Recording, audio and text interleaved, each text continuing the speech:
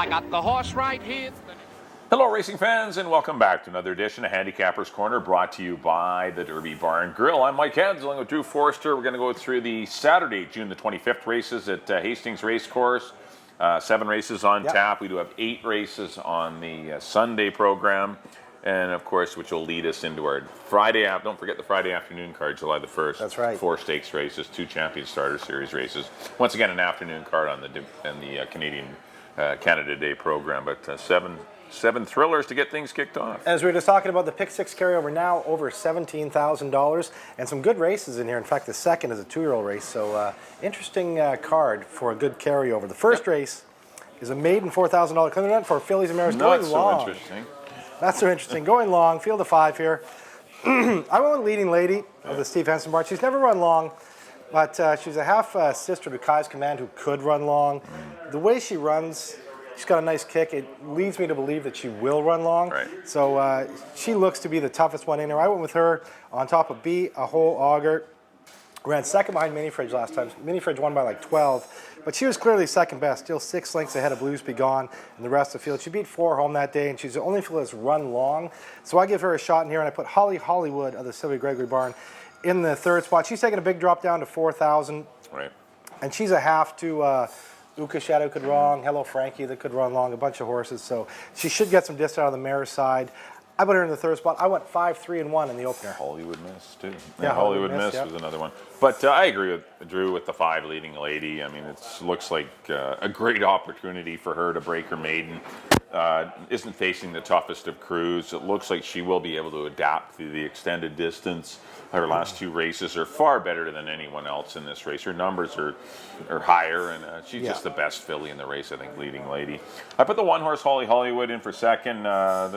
This one been tackling some, has had some pretty ambitious races in the last. Maiden 25, then Open 16. Yeah, ran against winners last time. Winners, and now for Maiden 4. I mean, this is a big drop. And Jeff Birmingham, and great to see him get a win last week. And he's back in action after, of course, hurting his leg. But Jeff, great to see him back in the winner's circle. And he could be back in the winner's circle with Holly Hollywood. This horse definitely live in here. And I put the 2-horse On Camera in for 3rd. This is the horse that had a tough draw last time. Wasn't beaten all that far by Leading Lady. And just one that might get overlooked at the mutuals. She's improving, that's all. too, yeah. But she might, and the distance change might help. She might be able to get the lead. I don't know. It's just not a race that you can actually hang your hat on anyone. But I went 5, 1, and 2 in the Saturday opener. On to race number 2. 2-year-olds here, maiden 25,000, going 3.5 furlongs. The 5 Total Defense certainly looked great in his debut. Just missing to go Eileen, and I thought that was a decent effort. Really, experience is huge in these races. I had to take 2 horses that have run, the 5 and 6. They both started. Caddy ran against Hanson's Victory in a very fast heat. Driller came back to win. That was a good race. I know it got beat away, but still, that's a fast time. I think 5 and 6-year horses in here, and I put the 2 Lemonade. Always respect Dino's horses, especially 2-year-olds. He gets them ready, does a great job for Swift Thoroughbreds, Richard Hamill rides. So I went 5, 6, and 2, but I went Total Defense. Likely heavy favorite, but Caddy might be the sneaky good one. I went 5, 6, 2. I agree with Total Defense. We've seen horses that have had a race. Driller was very highly thought of. He ran into Hanson's Victory. He'd had a race. Last time they thought a lot of Mrs. Sport. Driller had the race. He was very tough. So that's why I landed on Total Defense. And a very good effort nonetheless. Only getting beat 3/4 of a length in our first maiden special weight of the year. I went with Kelson in the 2nd spot of the Mike Anderson barn. He's a half-brother to Cedar Auclair, who was a very good 2-year-old around these parts last year. He's been training forwardly, and out of a live barn, good breeding. Nice final work. Nice final work in 36. So I put Kelson in the 2nd spot, and I agree. I have Lemonade in the 3rd spot. A half-sister to Snuggles, another one that was very good at 2. So, and Dino's 2-year-olds are always well prepped, and Hamill takes a call. So I got her in the 3rd spot. I went 5, 7, and 2 in the 2nd. On to the 3rd. $4,000 non-3 for older colts and geldings, going 6.5 furlongs. And I landed on the 5, Mr. Candy. Absolutely demolished a 4,000 non-2 field. Then he went up to the $8,000 level and was running some tough horses. Street Map, multiple winner, What Goes Around, Shoe Swap. Now he drops down to the $4,000 level. I think that's enough for him. I have him on top. I put Mario's winning the 2nd spot. He's breaking from the outside. He's speed. And he's breaking from the outside, so it should give Hamill some options. He takes the blinkers off today, so they're going to get him trying to relax a little bit. He's favored almost every time he runs in these races, so never want to throw out McPherson and Hamill. And I put Let's Have a Double in the third spot. A horse that's really progressing, gets a higher bar every time he runs, and just broke his non-2 fairly comfortably in a good time of 1:18.2. John Snow having a good year. I put him in the third spot. I went 5, 6, and 3. Yeah, I agree with the 5-horse, Mr. Candy. I'm not. I think it's between 5. I left out Strangely Rousing. Yeah, and that's the only one I threw in. But Mr. Candy, you're right. Coming out of some tough races. The last 2 races are far tougher than what he's facing this day, and I think this horse can get the lead. If the apprentice Jose Asensio can get the lead, then this horse is going to be pretty dangerous. Gets a big break in the weights, 9 pounds from Let's Have a Double, 7 pounds from Mario's Win. You know, that's a big edge if it's going to be, you know, a half a length one way or the other at the finish of the race. But Mr. Candy for me on the head end. I put the 4-horse Strangely Arousing in for second. Tough trip last time. Leo's in the he's back, and he overstepped a condition. Back in his condition, He was in a 4,000 non-4, and or non-words of the year. So he's hooking horses that have won 10 races. Yeah. And so, but Strangely Arousing, you know, there's a reason why the horse didn't go well. If you go back 2 starts, barely got beat by Mario's Win, and that's more the Strangely Arousing that I think you'll see. He'll be more competitive, is what I'm saying. And he may get overlooked at the mutuals because his forms are muddied up a bit. So, and I put the 3-horse Let's Have a Double. Got to respect that horse. I left Mario's Win out, but I can see the horse winning. Just short price, and but I think Let's Have a Double from an inside draw. This horse is just going well. The barn's going great. John's having a great season, and I think this horse is live too. I went 5, 4, and 3 in race number 3. On to the 4th race. The old fingers working here. A little sticky, a little rainy. These forms are a little wet, but actually raining as of taping. It's supposed to be nice on the weekend. Yeah, we're hoping. The weather forecast, Saturday's supposed to be sunny with a bit of cloudy period, and Sunday's supposed to be beautiful. Yeah, I know. I got to dry out the track a little bit, be good. But field of 7 in race number 4 is due to kick off the late pick 4, maiden $4,000 fillies and mares. 3 Zygo. This horse, I was pretty impressed with his first up run. Missed the break, as most firsters do. Yeah. Rushed up. Made a pretty premature move on the backstretch. And then just got tired late. I thought the horse ran really well. Pacific Storm is the other horse. But Pacific Storm had a race. So I was between those 2, 3, 5, 5, 3. I just think Zygo is the one that could move forward a little more. This horse breaks well. This horse is going to get the lead and be pretty dangerous. So I went 3, 5, and I put Joe Woodall in the 3rd spot. I know the horse had a lot of chances, but it's kind of a 3rd type of horse. Yeah. And it keeps rolling in paychecks for Rob and Sheena Maven. So 3, 5, 6. I like Zygo. I have the same horses. I did put Pacific Storm on top. She's improving every race. Zygo's obviously the main threat, a very good effort in her first start. But I went 5, 3. I agree with you. I put Joe Woodall in the 3rd spot. But I do think it's a 5, 3, 3, 5. Yeah, definitely but, those 2 horses. I put the 5 on top. I went 5, 3, 6 in the 4th. On to the 5th, $16,000 conditional claiming race for older colts and geldings. Going a mile and a 16th, field of 8 here. And I landed on the 4 Merlot. He's been burning a lot of money. He's been knocking on the door. Couldn't quite catch Silent Native last time. Silent Native got a decent lead. You know, they only went 23 and 47. Slow pace. And he couldn't quite run him down. He still only got beat ahead. So I think Merlot is finally his turn to break through for Hastings Racing Club number 2 today. I put Perfectly Reckless in the 2nd spot. Only got beat 3 lengths last time. Mike Anderson having a good year, and I think he gets a better trip today. Didn't have a great trip last time, so I put him in the 2nd spot. And I put Admiral Jackson out of the Rosie Anderson barn. This is a horse that actually broke his maiden 2 starts ago. As good as they get, was disqualified for a minor medication infraction, and ran 2nd in another maiden special weight last time. And Rosie doesn't get too aggressive with the horse, down to a 16 non-2. I think he'll fit in here, and both his races this year have been quite good. So I threw him in the 3rd spot. I went 4, 6, and 7. Yeah, Merlot's the horse to beat, but I'm getting a little tired of Merlot and a little tired of 8 How to 5. could you ever get tired of Merlot? I know, I won't. We love our wine. But get a little tired of this. This horse lost to a 3-year-old last time. Yeah. If you lose to a 3-year-old, I got to fall out of love with you, especially in a race where there's a lot of possibilities. Yeah. Wonder World's interesting, Killarney Kid. The filly Bridal Beauty on the stretch out. Royal Briar's coming back to town. This horse has been in good form in route races. In Phoenix. Perfectly Reckless wants to route. This is what this horse does best. His best races last year in the fall were going along. His sprints obviously are no good.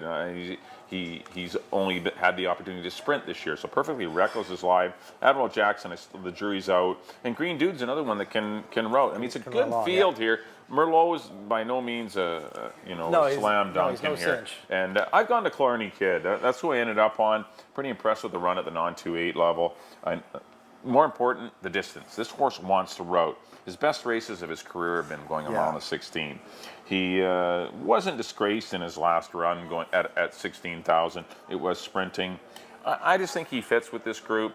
I'm not enamored with anyone in here, so I'm going to try Killarney Kid at a good price to defeat Merlot and Perfectly Reckless, and Royal Briar would be the next one. Yeah, I would go Royal 2, Briar 4, 6, and 5, but those are the horses I like in race number 5. On to the 6th race.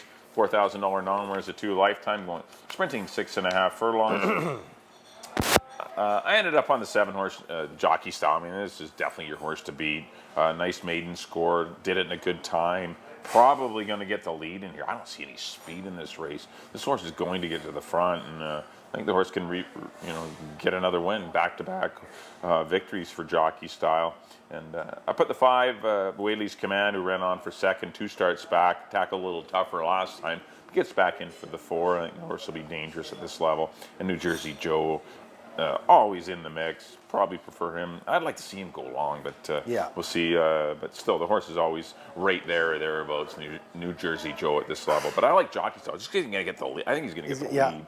He's going to be dangerous. So I'm at 7, 5, and 6.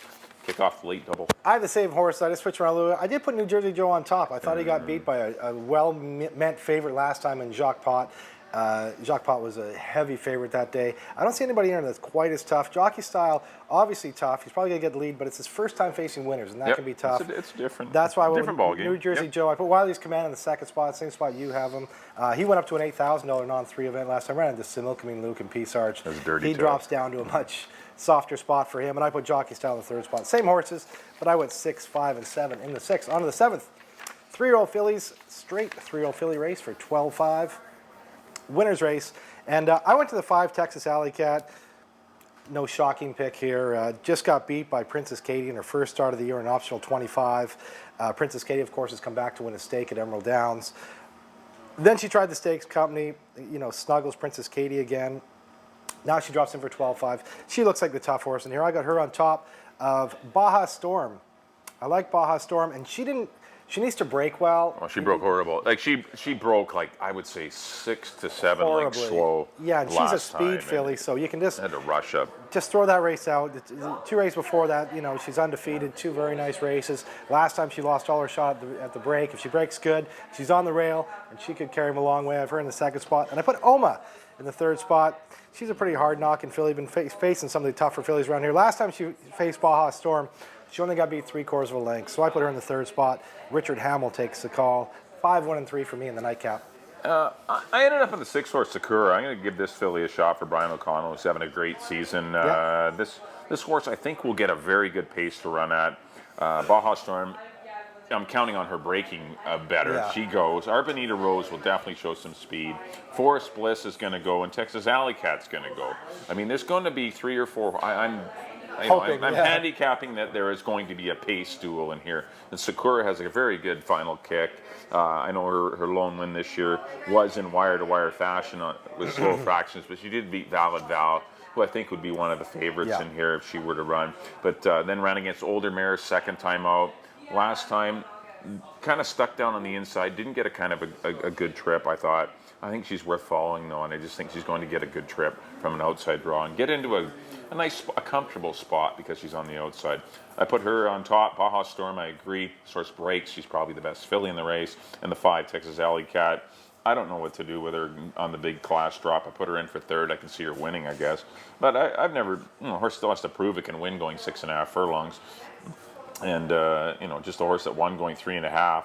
And the horse did run well behind Princess Katie, but it wasn't the fastest of times. Princess Katie did everything wrong that day and still won. Out and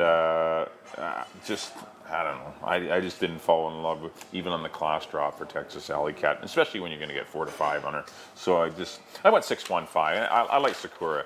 to close out the Saturday afternoon program. That'll do it for our analysis of the Hastings program on hopefully a sunny Saturday afternoon. We're hoping anyway. Back in race number 1, I went to the 5-horse.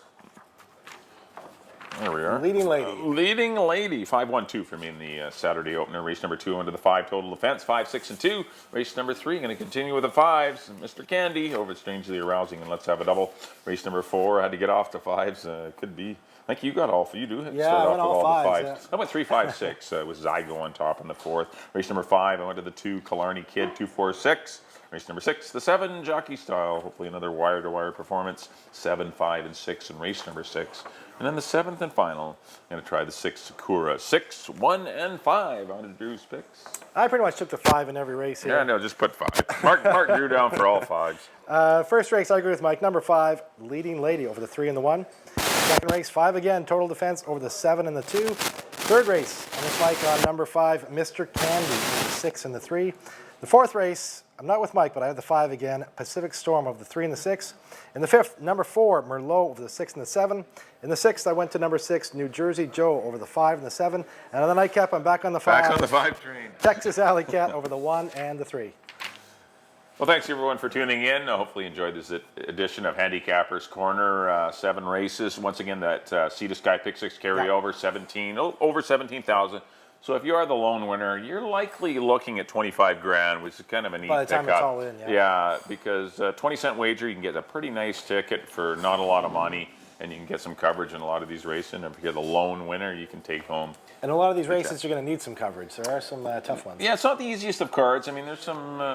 We don't have the biggest of fields this afternoon, but still, there's some good competitive races that could result in a lone winner, and so maybe take a shot at it. Should be a lot of fun. Once again, 17,000, over 17 in the Sea to Sky Pick 6. Well, that'll do it for this edition of Handicappers Corner. On behalf of Drew, thanks everyone for tuning in. We'll see you next time here at the Derby Bar and Grill.